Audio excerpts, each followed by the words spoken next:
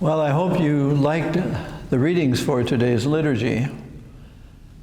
I think Jesus liked what he was saying, and I think Paul loved what he was saying in his letter to the Romans. But I'm not sure we heard that Jeremiah liked what he was saying. If we have something good to say, we say it because we like it. I hope that you like this homily. That's a good thing, to like what you're doing. Jeremiah, as you heard, he wasn't sure.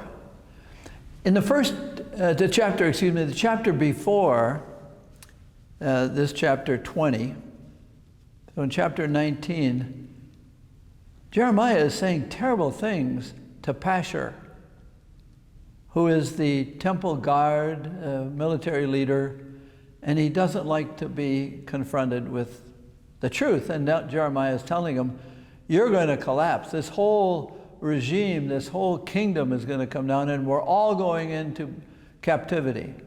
And of course, the leaders don't like to hear that. So he gives Pashur a new name in chapter 19, and it's terror on every side. And so in the first reading, you hear him call that. In the chapter, Pashur has thrown Jeremiah into the stocks, had him beaten, and lets him out the next morning. What do you think Jeremiah does? And that's what we hear. He has come out of the stocks, he has been beaten, and he says, I hear the whispering of many. And then he calls terror on every side. That's the name he gives to Pashur. He says, terror on every side. You're going to get some more of what I said yesterday, for which I was beaten. And I hope you like it. And then we go into the whole thing of Jeremiah really giving it to Pashur, the people. Then Jeremiah says, but the Lord is with me. Oh, that's so wonderful, he says. And he is a mighty champion. He is my fortress. And that's enough for me. And what your words and my preaching is going to bring utter shame to them and confusion. And then Jeremiah, after boasting of the Lord and saying, I'm going to put my trust in him, praise the Lord, and feeling really good about what he's saying and that God is on his side. In the rest of the chapter that we don't hear, and I again recommend reading 19 and 20 of Jeremiah, he completely flips over and says, cursed the man that brought the good news to my father that I was born. Would that my grave would have been in my mother's womb. I've been seduced. You tricked me, God. So he goes, he loves what he's saying. And then he knows that he's going to get beaten for this because he's casting a prophecy on all of the Israel's kingdoms. We're all going into captivity. But then he says, you seduced me, but your word is in me. I've got to speak it. So he's a man in conflict, isn't he? And doing the good thing, saying the good thing is not easy. And sometimes we're glad, not just saying it in words, but saying it in deeds. We're glad to do some things, and prophetic things, and powerful things, and announcing our faith and hope and love. And then we get confused, and I'm not so sure, and we doubt. So as we say, faith needs doubt. Faith needs to be faithful. You have to have some questions, and Jeremiah has a lot of questions. And then Jesus, in the gospel, tells the disciples a good instruction. What you hear in the dark, speak it out. What you hear in yourself as the right thing to say or do, or way to live, prophetically, contradictorily. As church, we have to do this. As families, as citizens, as people of the gospel, as people who live the Eucharist, it puts us in conflict. Why? Because we like to be liked. We do.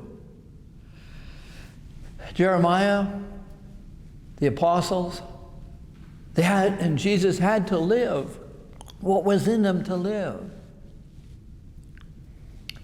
Now this is a little digression, but it's important for me at least.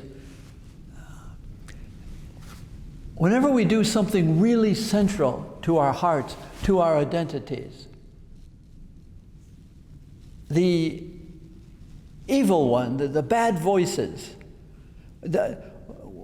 what we hear in the dark of our reflection is, let's say this, the gooder we want to do something, pardon the English, but catch the point. The gooder we want to do something, the more it is available to temptation that it wasn't good enough.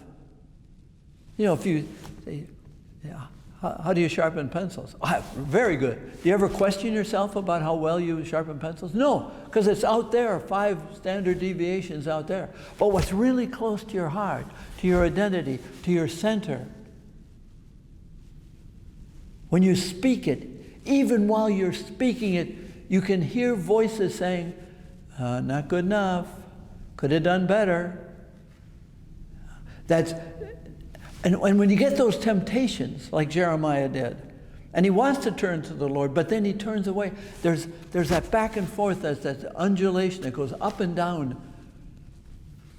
The voice, let me put it clearly, if it's really worth doing, if a thing is worth saying or writing or doing, then it is also worthy of temptation. Where the temptations come? From my pride, from my ego, wanting it to be the best.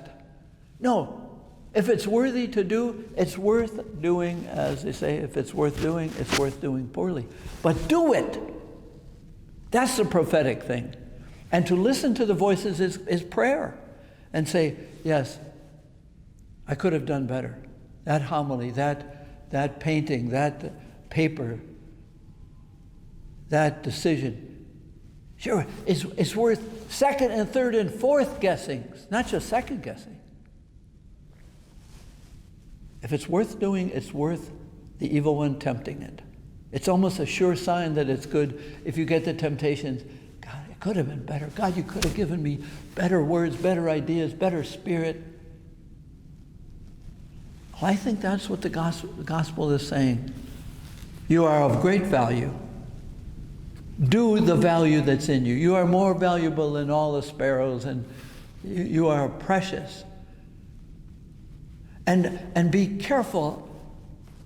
The one who can kill the soul is more deadly than the ones that can kill the body.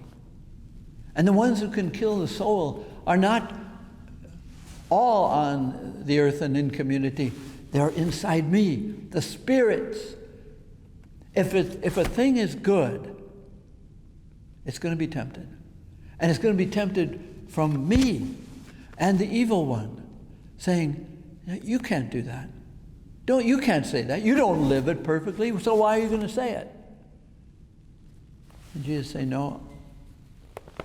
What I say to you in the dark, you will hear the evil one speaking. But then he says, speak it in the light. Shout it on the rooftops. Live it. Because it's my words for you. It's your goodness that I have given you.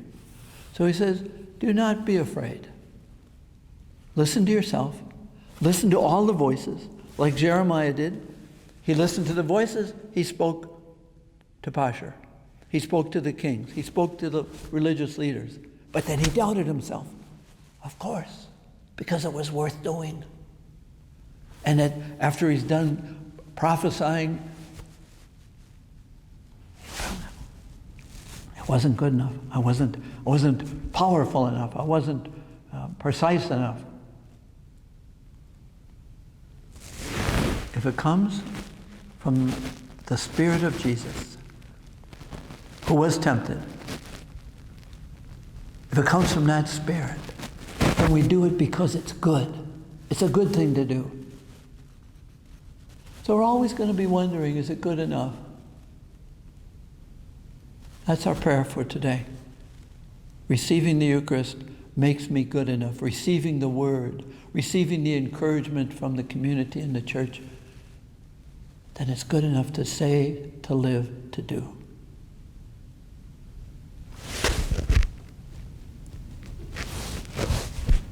But I'm going to worry. I'm going to hear the voices. You could have said it just a little bit better. I hope you like my homily, and I hope I can pray in my way that I will like it too.